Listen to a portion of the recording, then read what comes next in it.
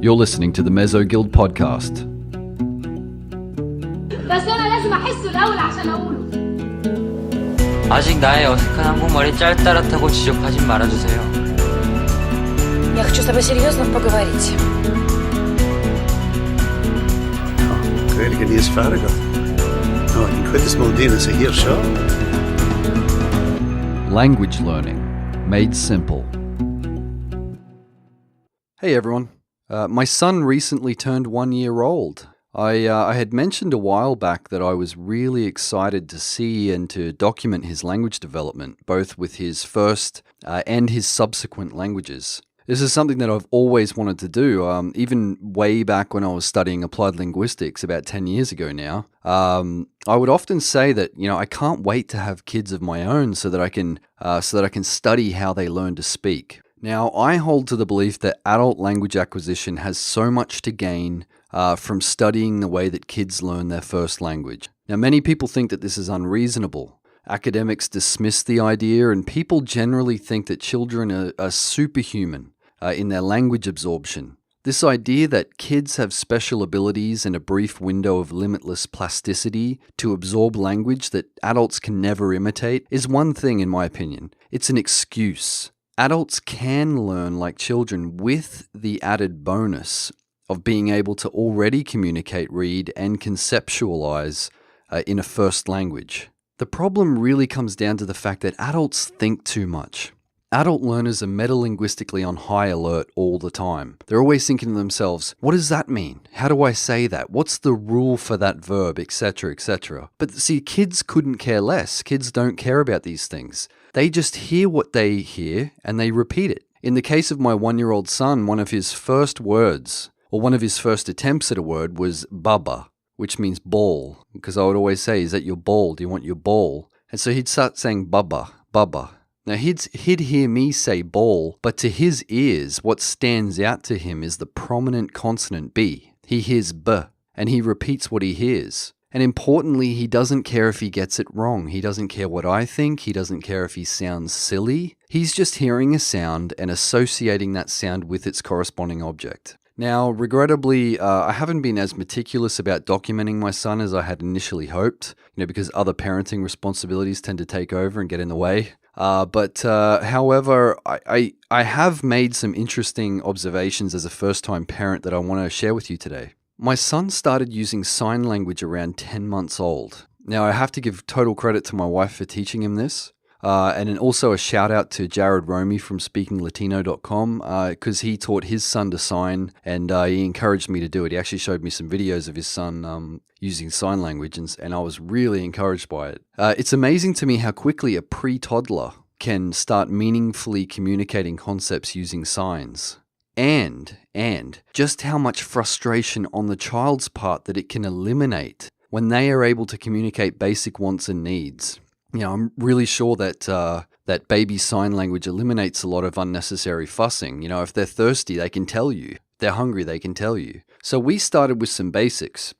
More, water, milk, please, thank you, all done, like finished. Now, initially I was really skeptical about it working, but he started using them very, very quickly. One thing that this has taught me is that very young kids want to be able to communicate. They want to, and when given the means to do so, they do so very, very well. It's also reminded me that there's no shame as adult learners in signing with hand gestures to get a point across. These signs, they kind of serve as a bridge or a stepping stone to spoken communication. Now, listening comprehension does come first. What's been particularly interesting for me is watching my son begin to comprehend sounds. There's a lot that he understands and will respond to, but still can't or won't yet say. Now, one example is colors. He knows blue, orange, purple, pink, green, and yellow. When we're playing with Legos or other colored toys and I say, Aiden, where's green? He'll go and he'll pick up a green Lego. The only color that he's actually attempting to say, however, is purple. Papa.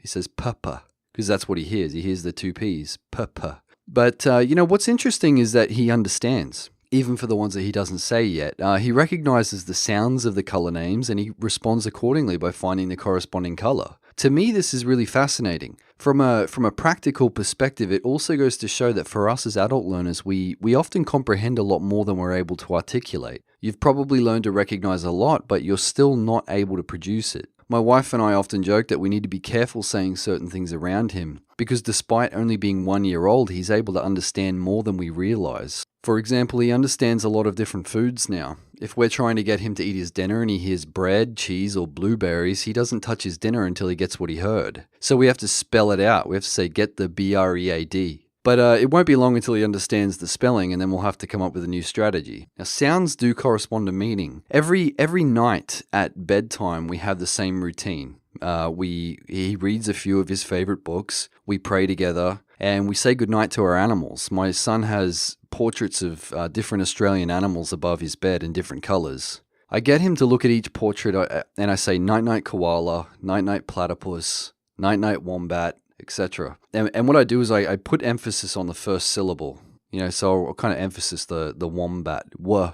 Now, Aiden easily identifies 3 of the animals, platypus, dingo, and wombat, straight away. And I think it's because the consonants P, D, and W are more prominent and easier to hear than others. They're clear in their prominent consonants. He'll point at the wombat and he'll say wah-wah. And he also does the same thing for water. Aiden, say water. Water?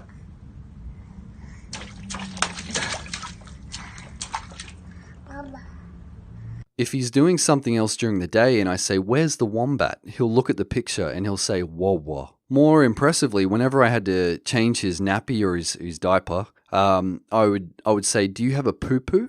And so now he actually, when he needs to be changed, he'll say purpur, and he'll walk over to his changing table. I found that this association of a sound with a meaning really impressive. And we do the same thing as adult learners with unknown words that we hear repeatedly too. For example, when I was living in Egypt, when I was first living in Egypt, the first time long ago, with 2 kids, I was doing a homestay, and these 2 kids, I'd often fight with each other in the house, and physically wrestle with each other, and I'd always hear them say "iwa, iwa," and "iwa" is like it kind of means something like don't do that. So I'd hear it and I'd see it in context, but I had no one to explain it to me in English. It was just a visual association to a sound that I was hearing repeatedly. This has happened a multitude of times for me when I've been living abroad and made the visual association with what I'm hearing. I've learned the word or expression, I've learned how to use it, how to apply it to situations, but I've never had it explained in English. And then later on when I try to translate that word, it's actually not easy to do because I've never had it translated for me. And this is what natural language acquisition looks like.